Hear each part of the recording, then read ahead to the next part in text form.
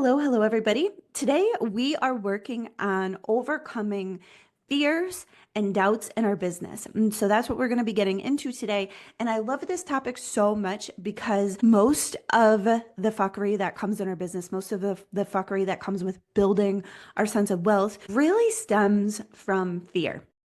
And so learning how to work with ourselves through the fears is one of the most lucrative skills that we can have. Honestly, it's not even just about business and just about money. It's like learning how to overcome fear. I think it makes our lives better and juicier, and we can be more alive and be more of ourselves. So, all right. So that's what we're gonna do. All right. So, if you're new to getting to hang out with me, I started working with people in finance in 2013, and well, I've been talking to people one-on-one around their money and around business and around basically everything that money touches for I don't know what's that 12, 13 years. And so, what I've really uncovered about fear and how it changes our behavior is that there's basically four root causes of fear. So, there's the physical sensation, like that danger is near, right? So, if something feels actually physically dangerous, like if I were to do this thing, I would get hurt. Like, should I cross the highway? Should I don't know, what are other dangerous things? Hop a fence or other things that you could potentially get hurt doing, right?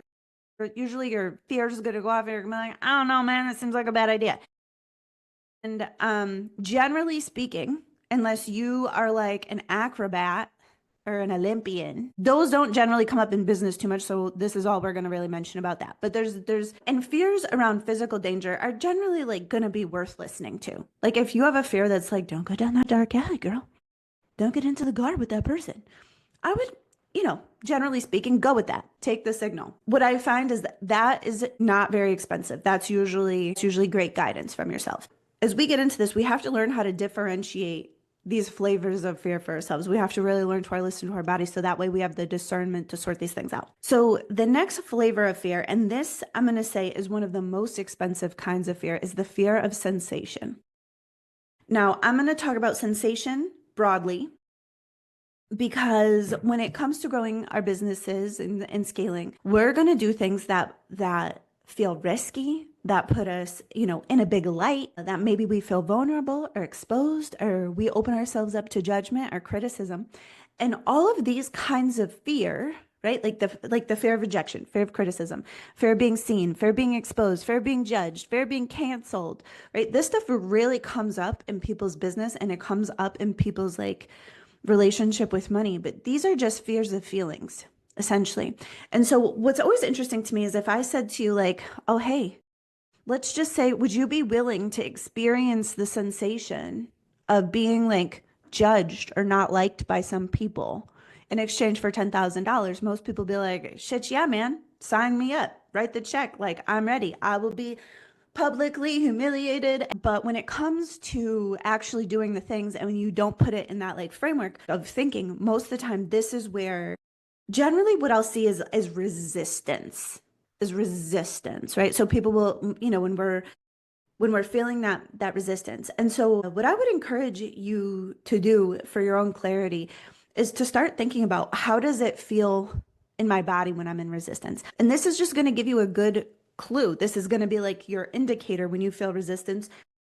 It's not always a fear of sensation, but you know that when you're in resistance, there's something to check in with yourself about there that needs to be addressed.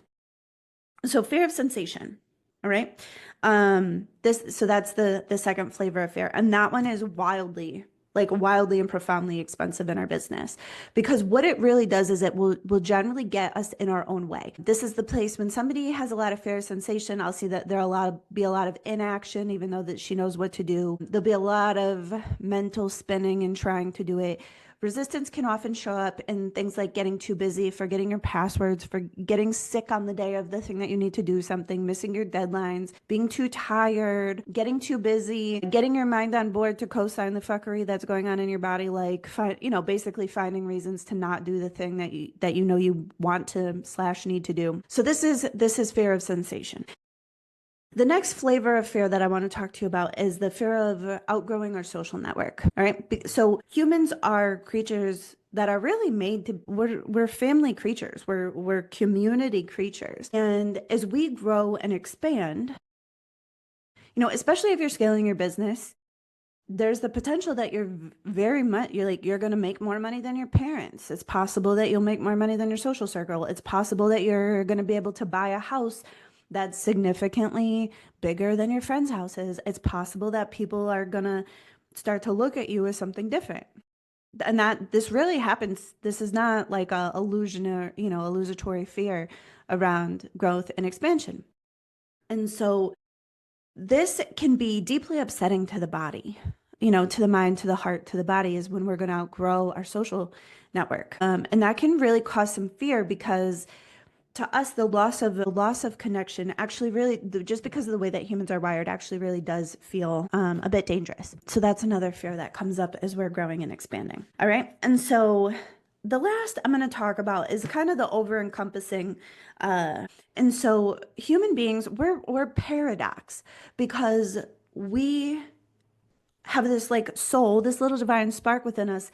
And that aspect of us wants to grow, wants to expand, wants to serve, wants to be bigger, wants to impact and money and trips, it wants to do, taste, smell, all of the things. And then we have this little human animal, this little squishy meat suit where our brain loves what's familiar, our emotional body loves what's familiar, our physical body loves what's familiar.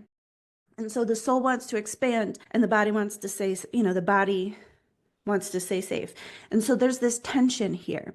And so when we're outside, when we're growing to the edges, when we're in that place of tension and in that place where we're growing beyond, our current zone of familiarity, this is the place where the uncertainty can cause a lot of, really, it causes a lot of self-sabotage. I see this, a lot in my work with clients, but this kind of fear is this like existential fear, I guess is what we would call it. This like expansion fear. This shows up and it may be like in the mental realm, it's very likely gonna sound like shit talking yourself, sound like doubt, sound like, like there.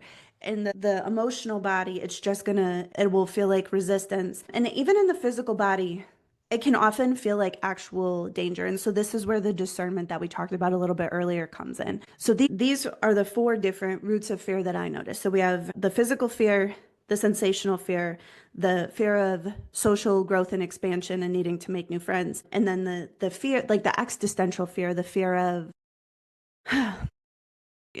yeah, like there's the uncertainty that comes with the growth and expansion. You're not exactly afraid of the growth and expansion, but there's this process around it that feels real terrible. All right, so this is what's going on here. Let me just have a sip of water. All right. So what do we do with this? And so when I'm working with my clients, so I'm generally working with clients who are scaling her business, right? So most of my clients are service-based businesses.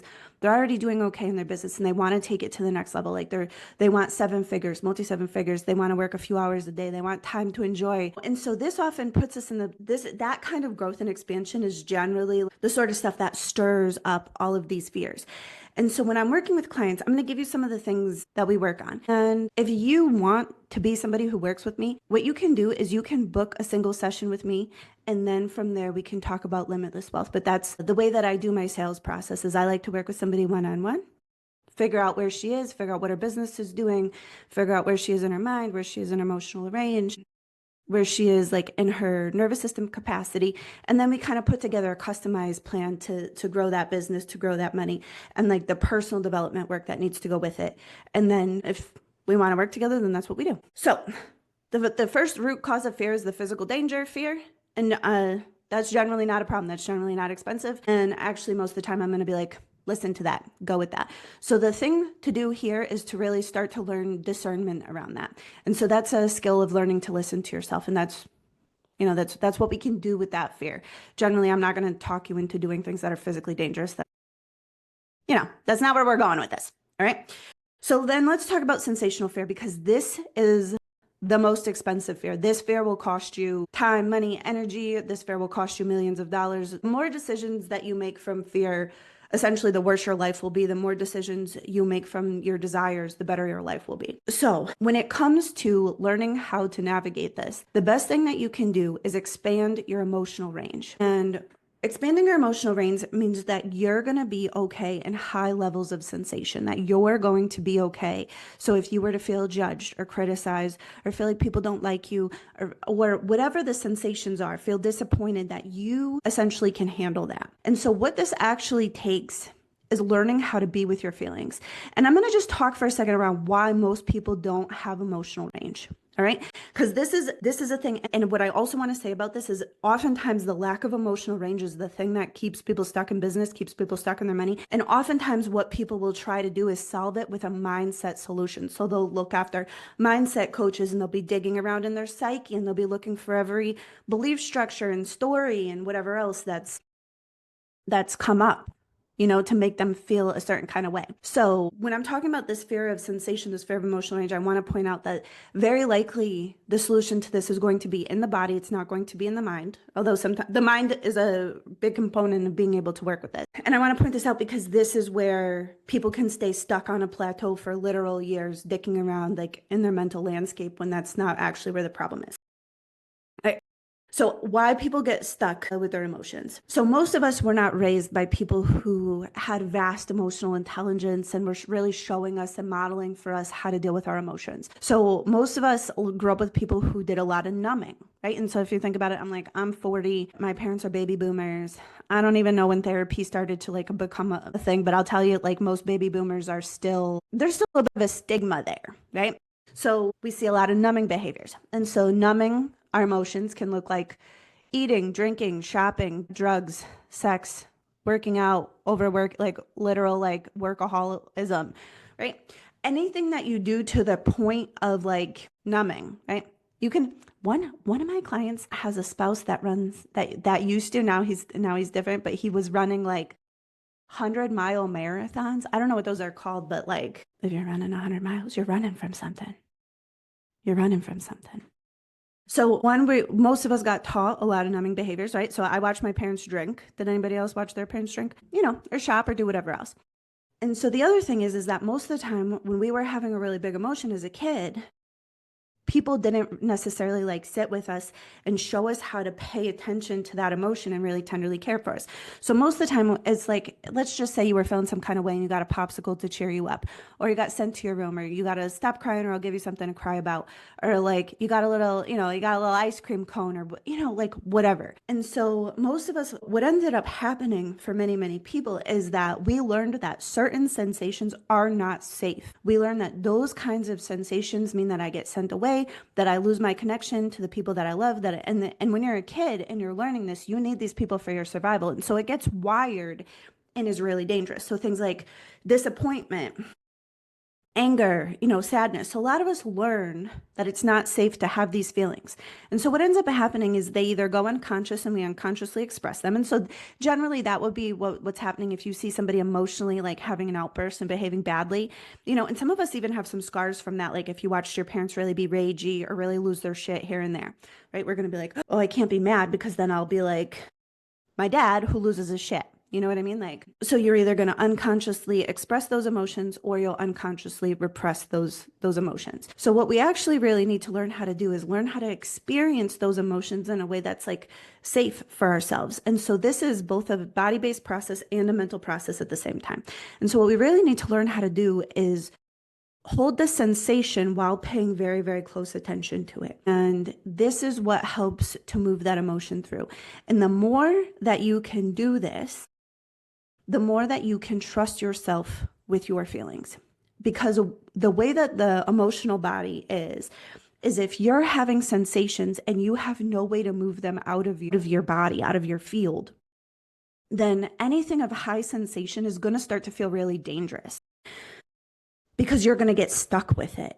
Like if you have to be stuck with disappointment or stuck with rejection and you have no way to move it through, and now you just have to feel bad every time you think about that thing or anytime reminds you of that thing, right? It's going to feel really bad. It's going to feel really dangerous. And so the more emotional skill set we have, the more that the fear of sensation is something that we can work with. So And as that goes, your emotional range expands and then you can hold more abundance. So I just want to reiterate too, holding a big life, holding a life of abundance really requires a high emotional range. And if your emotional range is this big and you're like, universe, give me a life this big, the math won't math. Like you're not big enough to hold it. You couldn't handle the sensations of the life that you're asking for. And also when that happens, generally life is going to stir things up for you and is going to bring up a lot of old feelings, right? Which I do want to point out. Like if you look at, I have some podcast episodes. I forget. I think it was last month we did all the quantum leap series. Was that last month, Ash? July? I think it was July. So anyways, if you can go to my YouTube or you can go to my podcast and find those episodes. But in there I talk about like the quantum leap process. And part of that process is when you're like, hey universe, I want this real big thing. The universe is like, cool, well, XYZ emotions aren't coming to that. Like you're gonna have to let those things go. And so that's a place where your life might get a little stirred up. All right. So how we deal with sensational fear is that we have to learn how to move those emotions. And I want to be very clear here because no amount of coaching or therapy or I don't know, ayahuasca journeys or anything is going to make your life so good that you never have a bad feeling. That's not where we're going with this. We have to learn how to hold those hard feelings, and that's part of it. We're not going to make your life so that way you never have to like experience rejection or grief or heartbreak or whatever else. Those crunchier, harder emotions are also part of like the beauty of life and the beauty of expansion. All right. All right, so the next kind of fear is that fear of outgrowing our social circle. So what do we do with this? So honestly, the best thing that we can do with this is instead of looking at it like I'm going to outgrow my people and it's going to be a loss, it's kind of like I get a different role in my community and I get to be the rich aunt, or I get to be the person in the family where other people are like, if she could do it, I could do it. Like I've seen that lady stand in her kitchen with no pants on, eating peanut butter straight out the jar. So if she could do it, I could do it because I also ate peanut butter out of the jar, right? Like a lot of times when we see somebody that we know and we're like, damn, I know that she was a B student all through middle school. She's not even super like you don't have to be like this crazy exceptional person to do crazy exceptional things and become a crazy exceptional person. So oftentimes it's just the reframe. It's the reframe to like being the person who leads. It's being there's a reframe around that. I'll tell you a quick story just to ground this. So at one point, a friend of mine calls and he was buying like an $800,000 farm with where do you put horses? Horse stalls. I'm sure there's an official word for that. I'm sorry, I don't know it. A barn? Fuck. I'm embarrassed. I don't know. Well, anyways, he was getting horses, right? And so he was buying a house probably like two or three times more valuable than pretty much anybody in his family, and calls me and he's like, I'm kind of freaking out about this. Like I'm freaking out about with these people I spend a lot of time with, like my brothers, my sisters, my in-laws, what they're gonna think when they come over, because this is so much more. And I don't want people to feel bad or feel jealous or feel any kind of bad way about this. And I was like, all right, well, first, we can't be responsible for other people's feelings. There's nothing that we could do if they feel jealous or whatever. But I'm like, also, if they feel jealous, if they feel envy around that, then that could potentially be like the spark. It could potentially be the thing that sets them on their path and helps them to grow and expand. And I said, you could look at it like you're outgrowing your people, or you could look at it like you're leading them.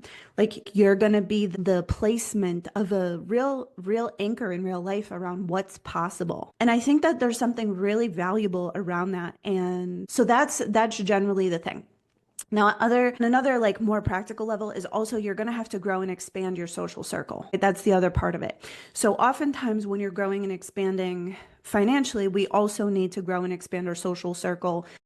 And we don't have to like break up with our old friends or break up with our family. Although sometimes there will be relationships that as you grow and expand are no longer helpful to you and can be a little bit of a drag or a drain. And that's a conversation, that's a different conversation. But oftentimes as our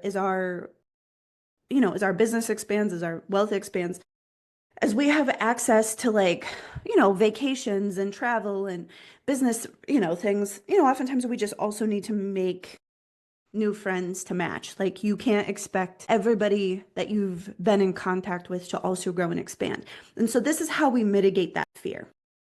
So some of it's around the reframe and some of it's around like the practical application of, expanding your social circle to meet you where you're at. And then some of it also comes with like learning to tolerate. Give me a second. I'm just trying to think about how to put this. It's like other people's opinions of you may change based on their projections. And you're going to have to be okay with that, right? A lot of times, like as clients are growing and expanding, people be like, oh, that must be nice. Or, you're going to get a little bit of backlash. And that's part of the process. And I would love to tell you that there's like a workaround for that. But really, people that you love are going to be like, oh, she thinks she's better than me now. And you're just going to have to be okay with that, which kind of really goes back to the earlier point of like, this is where that emotional range comes in. Because as you grow and expand, these are just real things that happen. So, you'll have to learn as you expand your emotional range, learning to take other people's opinions or projections not very seriously is also part of that process. Okay. Now, one more thing I want to talk about that doesn't fit to one of these points exactly is as we're growing and expanding, most of us get a sense of confidence that comes from our competence. If we know how to do something, if we're good at something, then we could feel competent at that. And that kind of becomes a crunch, that competence-based confidence. And as we grow and expand, one of the things we need to learn how to do is gain our confidence from courage. Gain our confidence from, well, I don't know how this is going to, I don't know exactly how I'm going to do it, but I know that I can figure it out. Well, I don't know exactly what this is going to be like, but I know that if I eat shit on this proposal, if I do the pitch and it doesn't work, if I get up on the stage and, people don't buy or they don't like me, that I'll be able to handle that for myself. That's courage-based confidence. And so as we're in that expansion stage, oftentimes we're doing things that we've never done before. And so we don't have competence-based courage. And we have to learn to walk without it. We have to learn to work with we have to learn to walk with courage rather than depending on our competence because, competence-based you get the confidence from, I wish these words didn't rhyme. I'm having a tough time saying them. But that when you only feel good when you know you can do it, you're really hamstringing yourself. Like you're really shortchanging yourself. And so that will have you really inside of that comfort zone. And I notice this, like, what I'll notice with clients is people who are already qualified to do something will be like, I need to get another certificate. I need to go back to school. And I'm like, no, you don't. You need to put your big girl panties on and go offer the thing, go do the thing. Like that's what really needs to happen. You don't need more school. So when we're in that fear place, often like that's the place where we're trying to get enough qualifications to be competent in something, but that doesn't actually come until you have the courage to do the thing you've never done before. And so I think for me, when I really started to understand this and I could differentiate it in my mind, then I could be like, oh, this is the place where I have to be brave. This is the place where I'm going to walk with the fear. I'm going to take that fear with me. I'm going to put that fear in my pocket. And I'm going to have to just like care for myself as I grow, as I do this growth and expansion. That's the place. Because if you are trying to get to the place of competence before you have the courage, it doesn't work and you'll stay inside your comfort zone and you'll just have a lot of initials after your name that don't help you serve more people or make more money. There's other things, but I feel like what I notice a lot is people will want a lot of education around fear. Okay. So when it comes to the expansion, right? So we know that mentally we're going to have some work to do. And I'm actually going to get into doubt in just a second. So we're not going to talk about that right this second. So in that place of that existential kind of fear of like, I want to grow and expand and I want to stay safe. Emotional range helps to keep your emotional body grounded. So if you know that you've got you, if you know that you've got yourself, then you can hold yourself through that growth and expansion.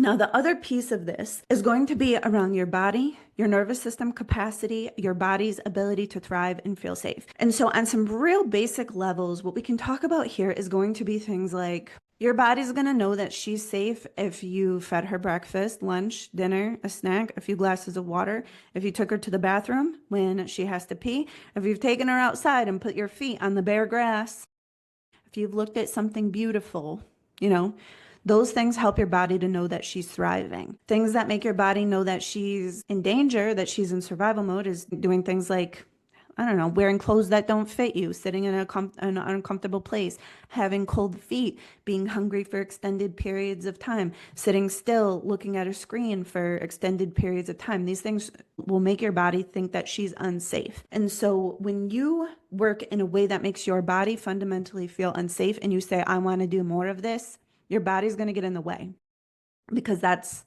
the best that she can do.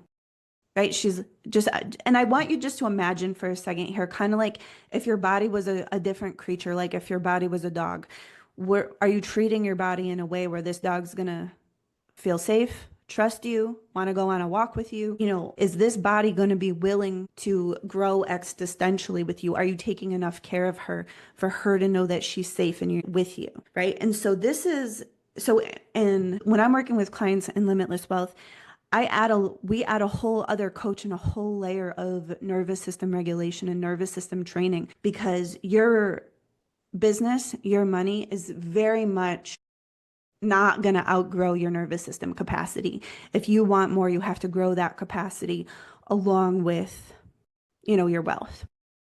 Right? And when the body feels really unsafe in things, again, she's going to fuck with you the same way it happens in the emotional range discussion, right? Which is going to get in the way, right? You'll get sick the day of your, I don't know, your big pitch, your presentation, get sick before you have to go on an airplane, get hurt, whatever else. So, these are the things. So as we do that growth and expansion, so this is really more about creating a sense of safety within oneself, right? When you can be okay in the uncertainty of your life because you know that you're certain about you. Like when you can not let your mind spin, not go down the rabbit holes of doubt, when you can feel those big sensations and be able to care for yourself and create a sensation of safety in your body, this is the place where then you can hold the big expansion of a 7-figure business or whatever else, that. All right. So let's talk about doubt. So the mind loves what's familiar.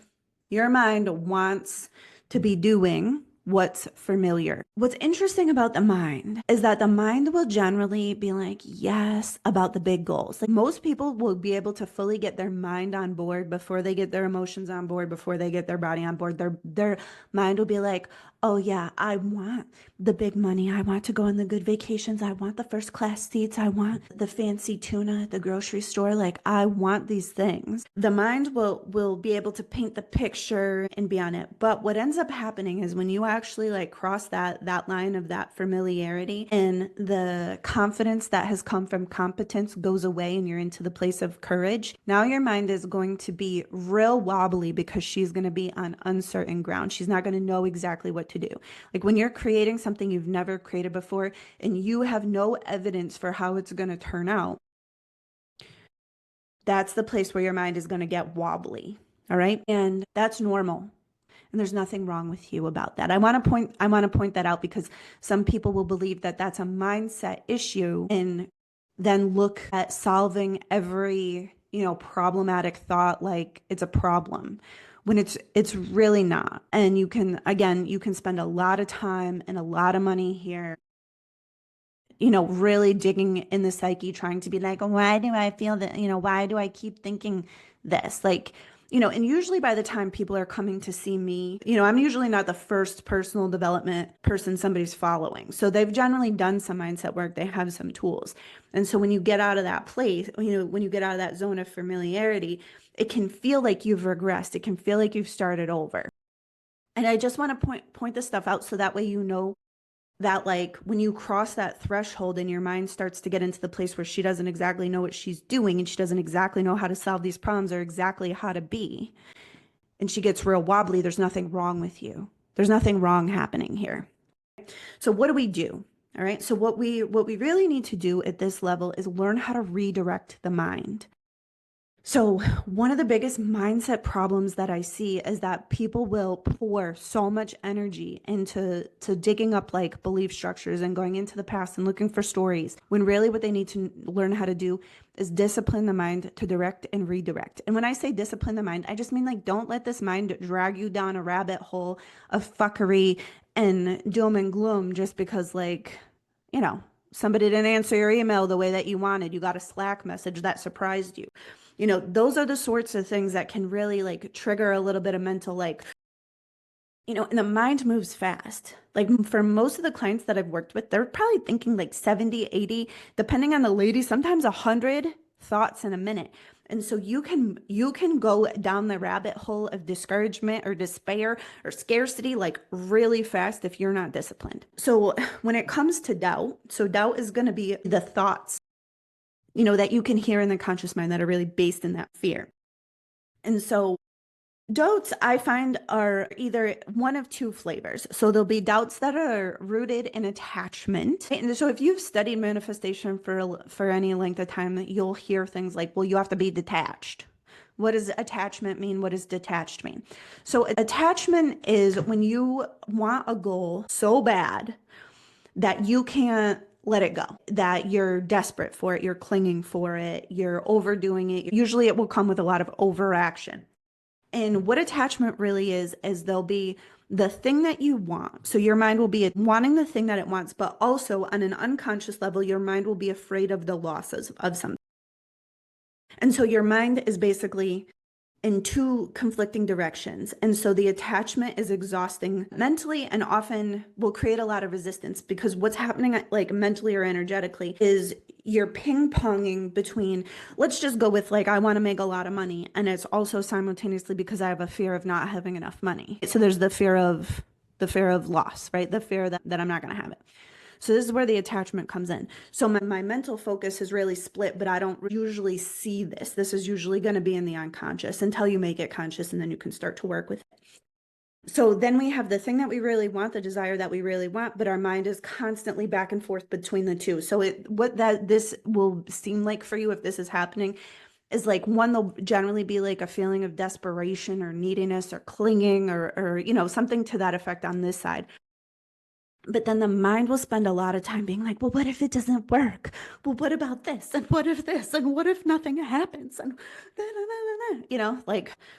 what if I can't? My biggest thought for the longest time was like, what if I can't make my payroll and I have to fire everybody? It's just exhausting, right? Because here I am just trying to drink my coffee, have a good day, and now my thoughts are like, I'm gonna have to fire everybody. Everything's gonna go to shit. I'm gonna have to move to a van down by the river, right? Because that fear of poverty is just as loud as the thing that I want. All right. So that will create a lot of doubt. And it's mostly just because your mind is going back and forth between these two locations that are, in conflict. The other thing that causes a lot of doubt is just the uncertainty that we talked about. The uncertainty. So when you are growing and expanding and you need that courage-based confidence, all right, that's the other thing that when you're in that place, you're going to be in doubt because you literally don't know what you're doing. So of course you're going to, you like have literally never done this before. You don't have evidence that it's going to work. And so everything you're doing, you're trying for the first time. And so it makes sense that there's doubt. Okay. All right. So I'm going to teach you two different things here to be able to work with the doubt. So the main thing that we want to do is learn how to redirect the mind. All right. So this is where I'm saying, so let's just say your mind goes down the rabbit hole of I'm going to have to move to a van down by the river. We trying to figure out why we believe that, why that thought keeps coming up. That's not very effective in terms of actually doing anything, because what we're actually doing there is pouring more energy onto this, and what you focus on grows. So every time you go to solve that mental problem, you're just kind of adding fuel to the fire, and you're making that part of your imagination more and more vivid. All right. So this is how a lot of people have really their sloppy manifestations or their manifestations never come to be. So when the mind goes down the rabbit hole, what we need to do is redirect it. That's what we need to do. So what we can do here, so there's practices that you can put in place. And I'm going to give you one that's very specific to doubt, but like practices to have on your regular to-do list are going to be things like a gratitude practice. Now, a gratitude practice, there's a couple different reasons why that's so effective. Some of it's because you're telling your mind where to go for a set amount of time.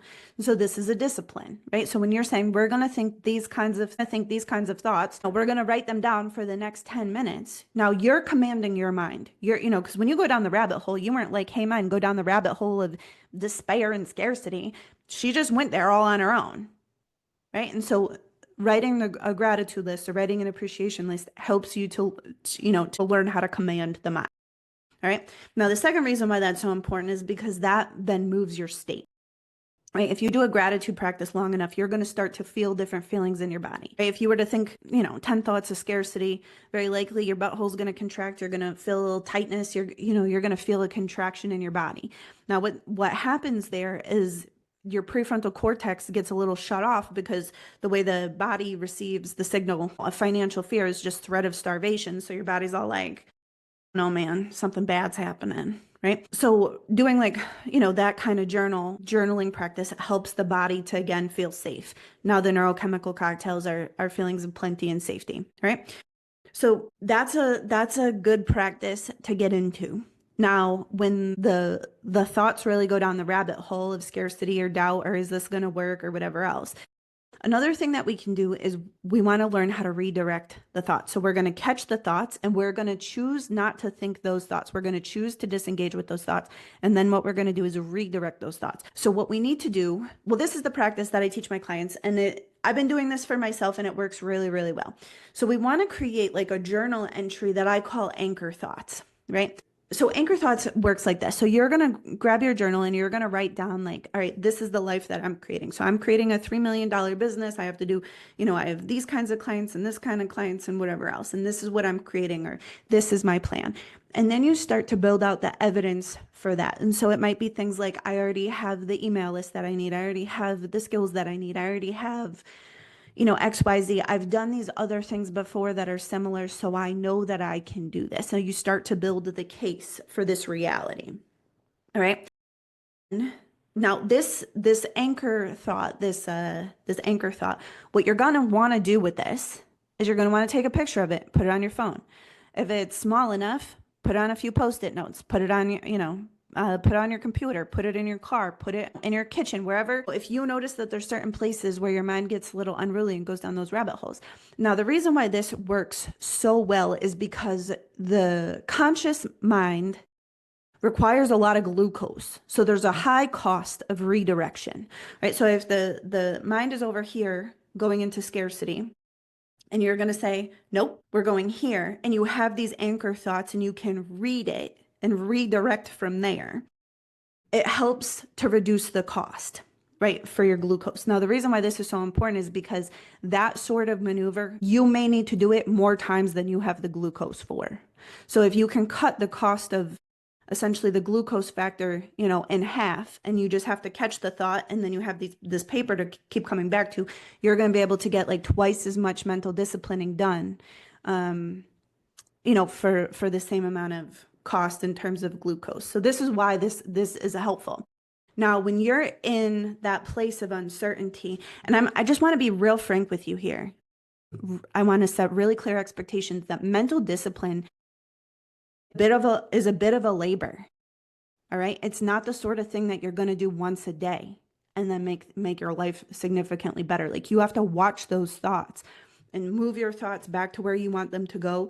And it might happen 100 times in a day. It might happen a lot, depending on your where you are in your personal development and your meditation practice and how disciplined your mind already is when you're at this growth and expansion stage.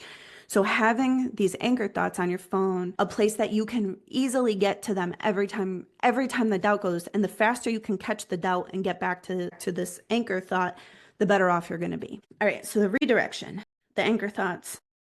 And then what I would also say here too is these anchor thoughts, you're going to want to keep going. Like, what I also suggest is keeping, like, I call it a victory log or some sort of like success thing. And you're going to want to keep adding to it and keep coming back to it. So that way, Because what ends up happening is then this place becomes more and more familiar to your mind.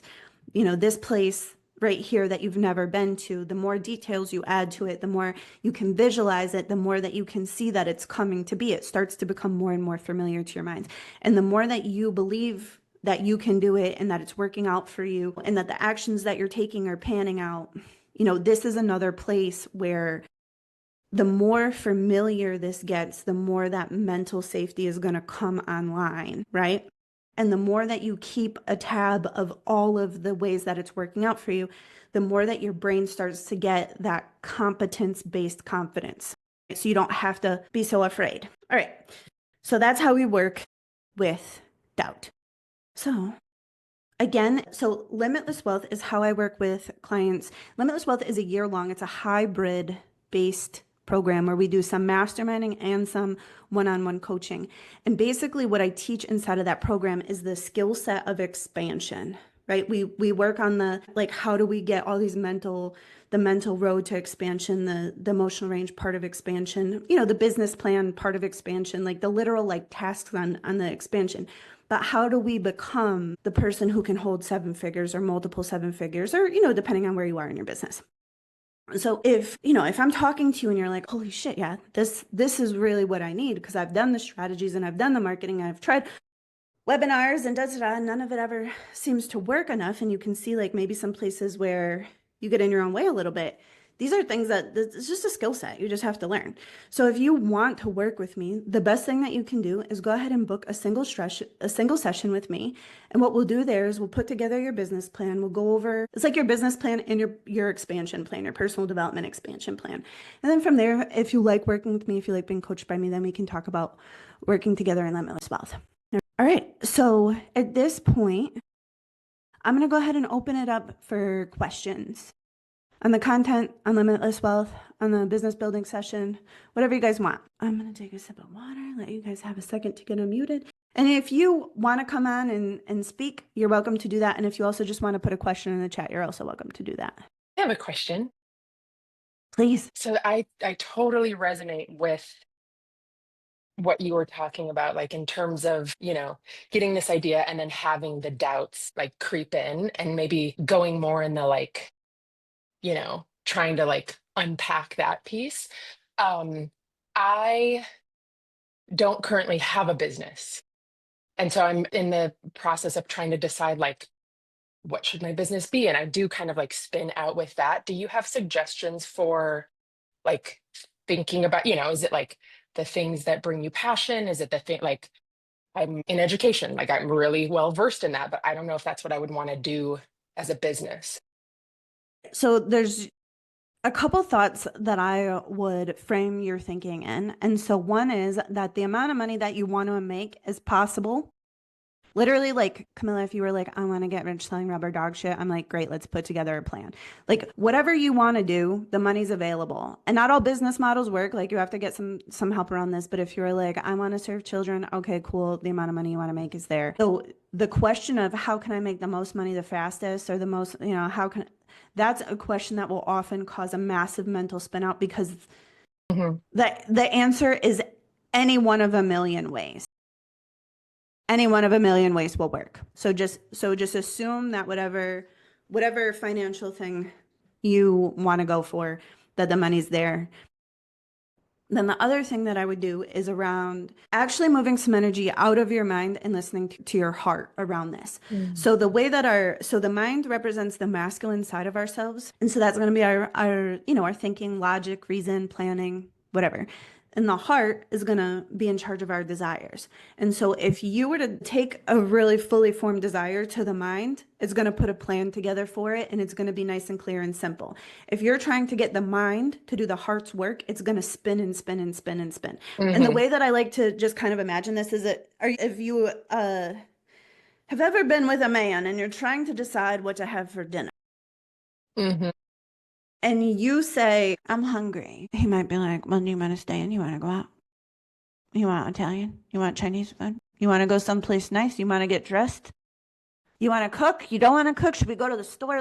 He's going to start asking questions because he's going to be trying to figure out what you want. And we all know that that part of the discussion is fucking exhausting on all parties. But if you said, I want to go to an Italian place and I want it to be nice enough that they have tablecloths, he's going to have an immediate idea. And he'll be like, okay, great. Get your shoes on. Let's get in the car. And that's how we can execute. And so the level of mental spinning is the difference between that. When you think about what you want, think about the kind of day that you want and the kind of service that you want and how many clients or customers you want to have and what, think about. And really, I would include Mhm. the emotional aspects in your day-to-day aspects. So when I'm working with clients, generally, like, not that every single one of my clients loves a 4-hour workday, but most of the time we're trying to get multiple seven figures in a 4-hour workday, which is when you start looking at really premium offers, that's the fucking bee's knees, man. Like that's it. And what ends up happening when women's bodies are not made to work like men's bodies are. We're different creatures. So anyways, I just want to say put that into your, into your plans. Like how hard do you want to work? What else do you want to do with your life? Mhm. Like so for example, I have a couple kids. I like to make sourdough. I like to go out, I like to do other things besides work. So I'm not really trying to have an 8-hour work day. And like an 8-hour work day Yeah. is like, not that I never work 8 hours, but I'm just not really into that. So, we want to put those kind of lifestyle constructs on it. So figure out what you want and the truth around that, and then you let your mind make the plan. And so if you're having trouble with a desire, like, Hmm. are you somebody who knows what you want? Or are you like, I don't know what I want? The latter. I don't know what I want. All right. Yeah. So there's a YouTube class. There's a class that's on YouTube. It's free. It's on judgments. Watch that.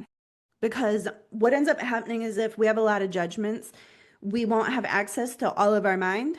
And so you can ask yourself questions that would put you on the wrong side of your judgment and ask the questions from there. So if I was a greedy, greedy bad girl, what would I want from this business? If I was a Yeah. selfish bitch, what would I want from this business? If I only cared about myself, what would I want?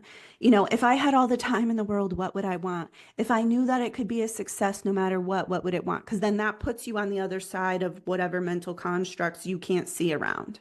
Right. Does that make so it's like Totally. the Yeah. mental wall is here. You ask the question from the side that you normally can't get to, and then you can start to like find the answer. Yeah. Like step outside of my Yeah, normal.